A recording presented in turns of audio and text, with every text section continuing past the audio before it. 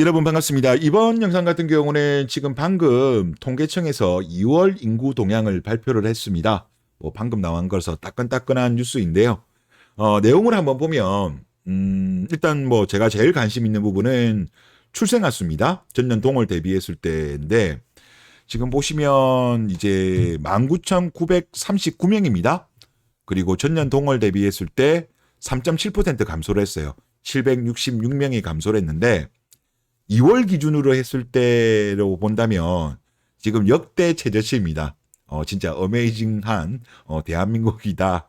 그런 말씀을 드리겠고, 그리고 이렇게 월별로 감소한 것 같은 경우는요.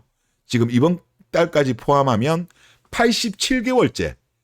야, 87개월째면 우리가 12 곱하기 7하면 7년 했을 때 이제 84니까 7년 3개월 동안 월별로 했을 때는 꾸준하게 전년 동월 대비했을 때 지금 감소를 했다. 도대체 7년 전에 무슨 일이 있었기 때문에 지금 이런 사태가 된 건지 하여튼 좀 우리가 한번 좀 생각해 볼 필요가 있지 않겠냐. 그런 말씀을 드리겠고. 그리고 이제 2월 달을 한번 보면 그래도 조금 이번 달은 좀 나긴 나아요. 그 뭐냐고 하면 전년 동월 대비했을 때 3.7 정도 감소를 했습니다. 물론 이제 1월 달 같은 경우는 6.0이었어요. 2022년 대비했을 때 많이 줄었는데, 그런데 제가 볼 때는 지금 이게 조금 좋은 흐름은 아닌 게 뭐냐고 하면 이제 2022년도 1월, 2월 합산했을 때 마이너스 1.8입니다. 그러면 2021년하고 대비했을 때 830명 감소를 했어요. 그런데 지금 2023년도 1월과 2월을 보면 지금 2252명이 감소했어요. 그리고 전년 동월 대비했을 때 마이너스 5.0이 줄은 거예요. 그러니까 2022년보다 2023년이 하락 속도가 더 빨라졌다는 거죠. 그래서 이게 조금 우려되는 부분이다. 그래서 지금 여기 제가 분석한 기사들을 보니까 속도가 더 빨라졌고 지금 이런 상태로 간다면 만약에 지금 전년도 0.78이었죠. 합계 출산율이. 그러면 더 낮아질 가능성도 높은 분위기가 아니냐. 그렇게 이야기를 하고, 지금 만약에 지금 1, 2월 달 합쳤을 때 5.0 정도 줄었잖아요. 5.0 정도 줄면, 제가 계산해 보니까, 0.741 나오더라고요. 지금 이 분위기로 가면 0.5, 그러니까 0.75도 깨릴 수 있는 분위기다. 좀 그런 게 조금 우려가 된다. 그런 말씀을 드리겠는데, 그래도 조금 다행스러운 건 하나 있어요. 뭐냐고 하면, 여기 자료를 보다 보니까 이제 혼인 건수가 있습니다. 이제 혼인 건수 같은 경우는 2023년도 2월 혼인 건수 같은 경우는 전년 동월 대비했을 때 16.6%가 증가를 했어요. 그리고 건수로는 2,541건이 증가를 했고, 그리고 여기 이제 밑에 그래프를 보시면 이게 2021년도, 2022년도, 2023년도 나오는데, 지금 이제 보면은 작년 10월 달부터 보면은 혼인 건수가 조금 유의미하게 조금 늘어났습니다.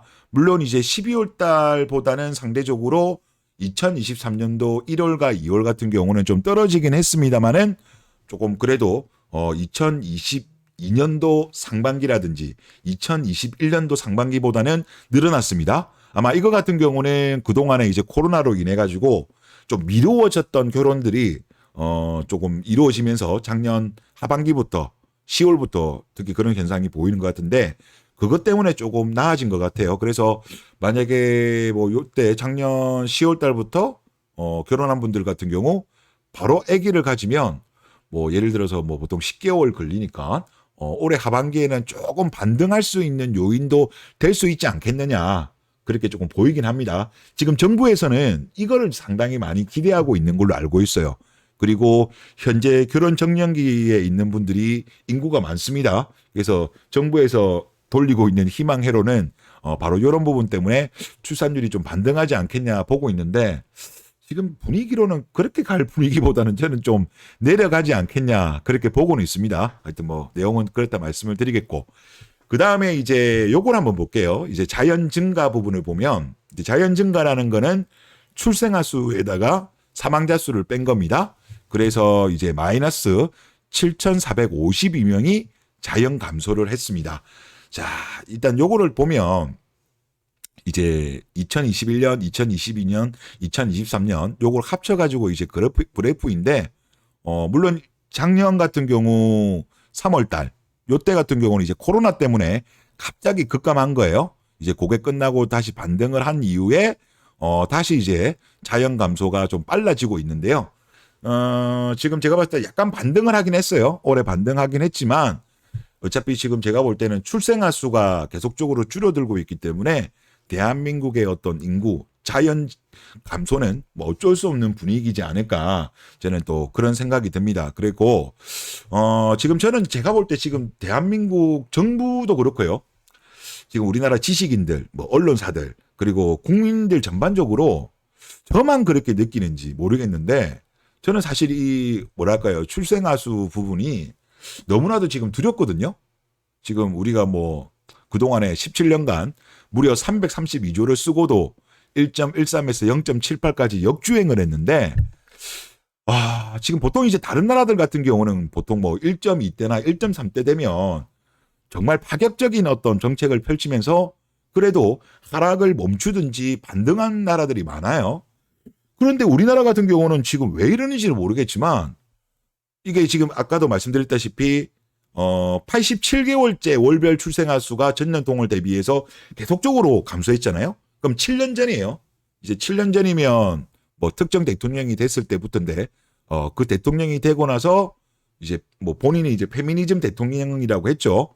그리고 여성 인권들이 과도하게 뭐 제가 봤을 때 좀 신장이 됐죠. 그러면서 이제 남자들은 내려치기 되고 남자는 올려치기 되면서 그때부터 이제 좀 출산율이 완전히 박살이 났는데 야, 지금 이 정도 상황까지 왔는데 국민들 물론 제가 볼 때 위기의식이 많은 분들도 있습니다만은 전체적으로 보면 뭐 어떻게 되겠지 뭐 다 그런 분위기인 것 같아요. 정치인들도 그렇고. 그래서 이거는 제가 볼 때 빨리 특단의 대책을 해야 돼요. 지금 예를 들어서 다른 나라들이 했었던 것보다 우리나라가 지금 상황이 더 심각하기 때문에 다른 나라보다 더 강력한 저는 사실 포퓰리즘을 좋아하지 않습니다. 하지만은 지금 이 출산율을 극적 반등을 시키려고 하면요. 진짜 말도 되지 않는 포퓰리즘 그런 것도 저는 필요하지 않겠냐 그런 생각이 듭니다. 이번 달 출산율을 봐도 정말 좀 걱정이 된다. 그렇게 말씀해 드리겠습니다. 이번 영상 여기서 마치겠습니다. 감사합니다.